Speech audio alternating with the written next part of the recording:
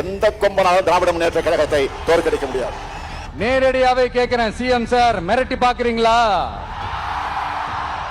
அதுக்கு இந்த விஜய் ஆள் இல்ல சார், அதுக்கு நாம ஆள் இல்ல சார். 74 ஆண்டு கால இஷ்டம் இருக்கு நமக்கு. திமுக மிரட்டலுக்கு பயப்படுகிற கட்சியா? செம்ம காமெடியா இருக்குங்க. I'm just enjoying like anything.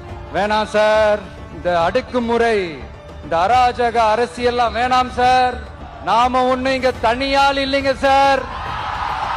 எல்லா கட்சிகளுமே திமுகவை அழிப்போம் ஒழிப்போம் சொன்னாங்க. ஏன் இப்பவும் சில பேர் பேசிட்டு இருக்காங்களே, இப்பவும் திமுகவுக்கு நாங்க தான் மாற்றணும் பேசுறாங்க. இந்த பூச்சாண்டி வேலையெல்லாம் காட்டுறதை விட்டுட்டு தில்லா கெத்தா நேர்மையா எலெக்ஷனை சந்திக்க வாங்க சார், பாத்துடலாம் சார். இதனாலதான் நம்ம திராவிட மாடல் அரசை பார்த்தா சிலருக்கு வயிறு எரியுது. வாய்க்கு வந்த அவதூறுகளை எல்லாம் அள்ளி வீசுறாங்க.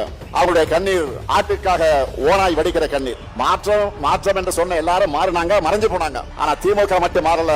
தமிழ்நாட்டு மக்கள் மனசுல இருந்து என்றைக்கும் மறையல. இந்த வெற்றி பயணம் தமிழ்நாட்டு மக்கள் ஆதரவோடு 2026 நிச்சயம் தொடரும்.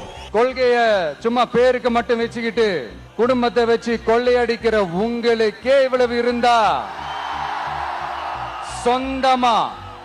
சொந்தமா உழைச்சி சம்பாதிச்ச எனக்கு எவ்வளவு இருக்கும்? மறுபடியும் சொல்றேன், 2026 ரெண்டு பேருக்கு நடுவுல தான் போட்டியே.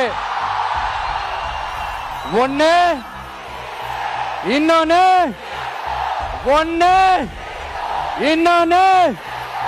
கொள்கைய பேருக்கு மட்டும் வச்சுக்கிட்டு குடும்பத்தை வச்சு தமிழ்நாட்டை கொள்ளையடிக்கிற நீங்களா, இல்ல தமிழ்நாட்டில் இருக்கிற ஒவ்வொரு வீட்டுக்குள்ளேயும் ஒருத்தனா இருக்கிற நானா, இந்த விஜயா?